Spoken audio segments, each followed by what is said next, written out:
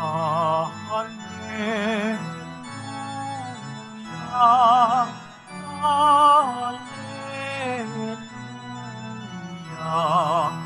Hallelujah, Hallelujah, Hallelujah.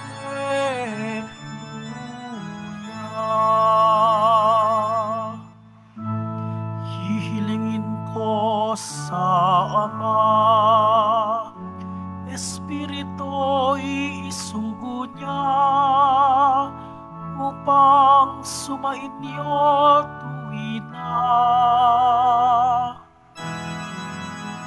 Hallelujah,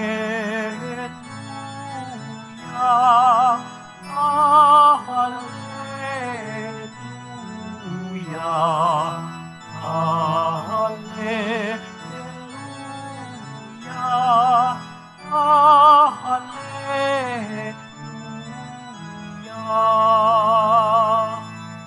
Sumainyo ang Panginoon. At sumaiyo rin. Ang mabuting balita ng Panginoon ayon kay San Juan. Papuri sa iyo, Panginoon. Noong panahong iyon, sinabi ni Jesus sa kanyang mga alagad, "Marami pa akong sasabihin sa inyo, ngunit hindi pa ninyo kayang unawain ngayon. Pagdating ng Espiritu ng katotohanan, tutulungan niya kayo upang maunawaan ninyo ang buong katotohanan. Sapagkat magsasalita siya hindi sa ganang kanyang sarili. Sasabihin niya sa inyo ang kanyang narinig at ipahayag ang mga bagay na darating. Pararangalan niya ako sapagkat sa akin magmumula ang ipapahayag niya sa inyo. Ang lahat ng sa Ama ay akin. Kaya ko sinasabing sa akin magmumula ang ipapahayag niya sa inyo." Mga kapatid, ang mabuting balita ng Panginoon. Pinupuri ka namin, Panginoong Heso Kristo. Magsiupo muna po ang lahat. Magandang tanghali po sa inyong lahat.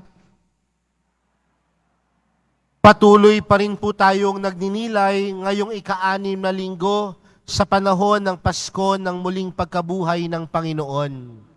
At alam po natin mga kapatid na halos 6 na linggo na po tayong ipinagdiriwang ang Pasko ng muling pagkabuhay.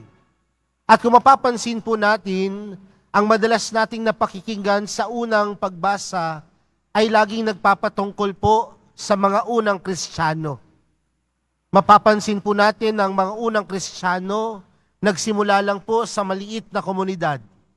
At kasama po doon sa pagsisimula sa maliit na komunidad, marahil nandoon po yung kaba, nandoon pa yung takot, nandoon pa yung iba't ibang hindi marahil magandang karanasan na kanilang naranasan nung sila ay nagsisimula.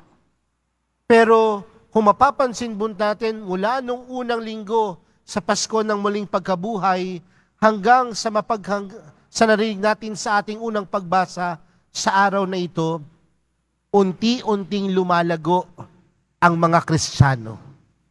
Unti-unting dumarami ang sumusunod kay Jesus. Unti-unti ang nananampalataya kay Jesus. Bakit po kaya? Hindi natin maitatanggi marahil dahil kumilos ang Diyos. Hindi natin maitatanggi na marahil kumilos si Jesus. Pero hindi rin natin matatanggi na ang mga tao ng mga oras na yon, ang mga unang Kristiyano, ay hindi lamang nagpahayag sa pamamagitan ng salita. Bagkus, tunay nilang ipinahayag ang kanilang pananampalataya sa kanilang pagkilos at paggawa.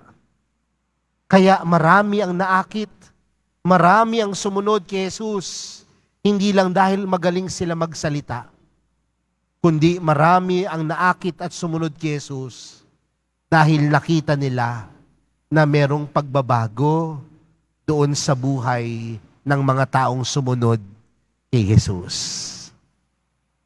Mga kapatid, Nawa sa buhay pananampalataya natin, hindi lang tayo basta nananampalataya at sinasabi natin, tapos na yung obligasyon ko, makapagsimba lang ako.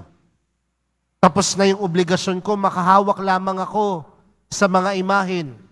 Makahawak lamang ako kay Nuestro Padre Jesus Nazareno. Tapos na yung obligasyon ko. Pero tandaan natin mga kapatid, kasama sa ating obligasyon, kasama sa ating misyon, ang magpahayag kay Jesus. At sa pagpapahayag kay Jesus, ang pinakamabisa ay hindi sa pananalita. Bagkus ang pinakamabisa ay kung paano nating tunay na naisasabuhay si Jesus. Ang mga unang Kristiyano, di ba? Wala naman silang pera nung mga oras na yon. Pero ano ang ginawa ng mga iba't ibang Kristiyano? Nag-ambag-ambagan sila. Nagtulungan sila.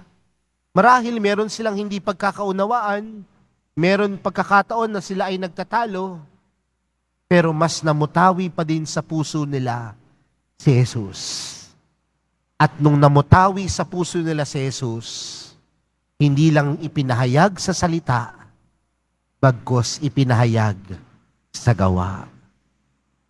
Mga kapatid, ang pagpapahayag kay Jesus ay hindi lamang gawain ng mga pari o reliyoso. Ang pagpapahayag kay Jesus ay tungkulin at gampanin ng bawat isa sa atin. At kung ito ay gampanin at tungkulin ng bawat isa sa atin, ipahayag natin siya, wag lamang sa pananalita. Ipahayag natin siya sa ating pagkilos at paggawa. At paano po natin magagampanan ng bagay na ito? Sabi po sa ating ebanghelyong napakinggan, magpapadala ng sugo si Jesus. At sino po yung ipadadala ni Jesus? Ang Espiritu Santo. Ang Espiritu Santo ang tutulong sa atin na laging gumawa ng mabuti, na laging gumawa ng tama. At sa pamagitan ng paggawa ng mabuti at tama, tunay nating ipinahayag si Jesus. Mga kapatid, ang pagpapahayag kay Jesus ay hindi lamang napakikinggan. Bagkus ang pagpapahayag kay Jesus na ipapakita. Kailan? Sa mga oras na pinipili natin ang mabuti laban sa masama. Sa mga oras na gumagawa tayo ng tama kesa pumipili sa paggawa ng mali. Sa madaling salita, mga kapatid, ipahayag mo si Jesus, wag lamang sa pananalita. Ipahayag mo si Jesus sa iyong gawa. At magagampanan ang bagay na ito sa pamamagitan at tulong ng Espiritu Santo. Amen.